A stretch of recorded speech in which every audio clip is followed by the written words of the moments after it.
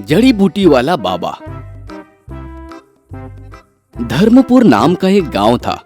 उस गांव में एक गोपाल जड़ी बूटी वाले बाबा की दुकान खुल गई थी। जड़ी बूटी वाले बाबा कहता है, जो काम डॉक्टर से नहीं होता उसे मैं ठीक कर देता हूं। लेकिन उस दुकान पर कई दिनों से कोई ग्राहक नहीं आया था। बाबा के हाथ के नीचे रामू नाम का एक लड़का था। रामू ने एक दिन गोपाल बाबा से कहा, बाबा जी, हमें लोगों को अच्छी ऑफर देनी चाहिए जिससे लोग जड़ी बूटी खरीदने के लिए हमारे पास आए। सारे लोग डॉक्टर और मेडिकल में ही भागते हैं, उन्हें जड़ी बूटी के इलाज के ऊपर शायद भरोसा नहीं है। हाँ, बात तो तुम सही कह रहे हो। एक काम करो, दुकान के बाहर लिख दो, झटपट इलाज सिर्फ 200 रुपए में, और इलाज नहीं हुआ तो 2000 रुपए ले जाए। और रामू दुकान के बाहर ऐसे लिख देता है। इसे देखकर वहां लोगों की भीड़ लग जाती है। एक आदमी मन ही मन सोचता है, आज तो मैं 2000 रुपए लेकर ही जाऊंगा। ऐसी बीमारी बताऊंगा कि ये बाबा तो क्या, इसका दादा भी इलाज नहीं कर पाएगा। मेरा नाम अस्वाद है, मुझे किसी भी चीज का स्वाद नहीं आता। पता नहीं मेरी जीभ को क्या हो गया है। बाहर बोर्ड देखा कि तुरंत इलाज होगा। हाँ, जरूर इलाज होगा। रामू, बक्सा नंबर 6 में से दवा निकालो और इन्हें 3 बूंद पिला दो। और रामू उसे 3 बूंद पिला देता है। और पीने के बाद पेशेंट कहता है, छी, ये क्या पिला दिया, ये तो पेट्रोल है। मुबारक हो, तुम्हारी जीभ को स्वाद आ गया। चलो लाओ 200 रुपए। और वो 200 रुपए देकर चला जाता है। फिर अगले दिन दूसरा मरीज बाबा के पास आता है। बाबा जी, कई अस्पतालों में इलाज कराया लेकिन प्रॉब्लम ठीक ही नहीं हो रही है। क्या हुआ है तुम्हें? मेरी नजर कम हो गई है। और वो मन ही मन कहता है, अब तो 2000 रुपए पक्के समझो। गोपाल उसे 200 रुपए के नोट देकर कहता है, मेरे पास इसका इलाज नहीं है, ये लो 2000 रुपए। बाबा जी, ये तो सिर्फ 200 रुपए है। अरे नहीं, पूरी 2000 रुपए है, ठीक से देखो। नहीं बाबा जी, मैंने बहुत ध्यान से देखा, ये तो 200 रुपए ही है।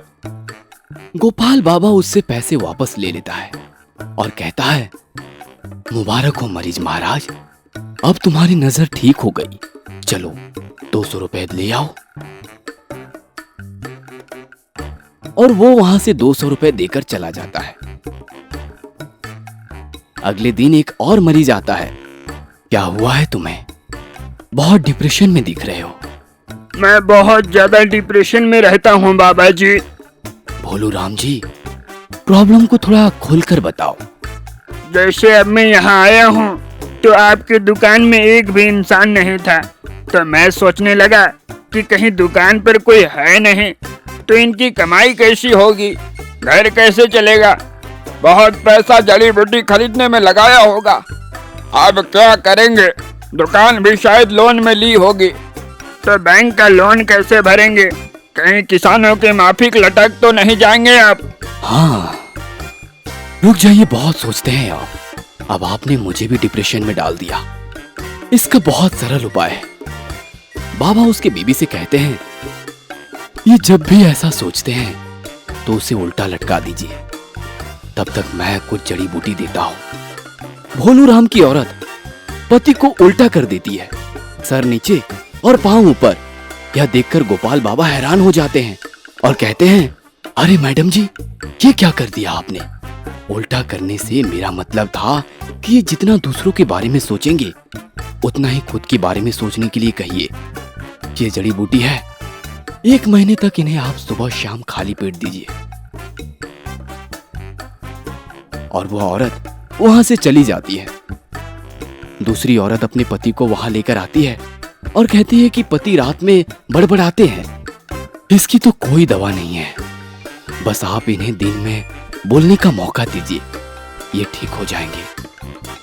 कई दिनों के बाद अस्वाद पेशेंट वहां अपने पैसे लेने के लिए फिर से जड़ी बूटी बाबा के पास जाता है। आज तो मैं तुझसे 2000 रुपए लेकर ही जाऊंगा। बताओ क्या बीमारी है? बाबा जी, मैं अपनी याददाश्त खो चुका हूँ, कुछ भी याद नहीं आता। रामू, बक्सा नंबर 6 से दवाई निकालो और इन्हें 3 बूंद पिला दो। लेकिन बाबा जी, वो तो जीभ टेस्ट करने की दवाई है ना। अरे वाह, देखो तुम्हारी तो यादाश्त भी आ गई। चलो निकालो 200 रुपए।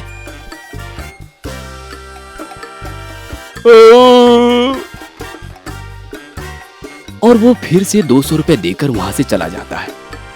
देखो राम, कैसे कैसे लोग हैं, पैसों के चक्कर में कुछ भी बहाना करते हैं। लेकिन मैं भी ढेर सियाना हूं, मुझसे कोई होशियारी नहीं कर सकता, मुझे कोई बेवकूफ नहीं बना सकता। और वहां सूट बूट में एक आदमी आता है। अरे गोपाल बाबा जी, आपका नाम बहुत सुना है, लेकिन मेरी एक परेशानी है। बोलो क्या परेशानी है? वो तो मैं आपको घर चलकर ही बता पाऊंगा। आप घर चलने की कितनी फीस लेते हैं? 300 रुपए। तो आप मेरे साथ घर चलिए। और गोपाल अपनी 4 व्हीलर गाड़ी निकालता है और उस आदमी के साथ लंबा सफर तय करने के बाद दोनों घर पहुंच जाते हैं। ये लो 300 रुपए। अब बताओ क्या परेशानी है? मरीज तो कोई नहीं है। टैक्सी वाला घर तक चलने के 500 रुपए मांग रहा था और आप 300 रुपए में लेकर आ गए। क्या? तू तो मुझसे भी बड़ा चुनेबाज निकला। और गोपाल का मुंह खुला का खुला ही रह जाता है।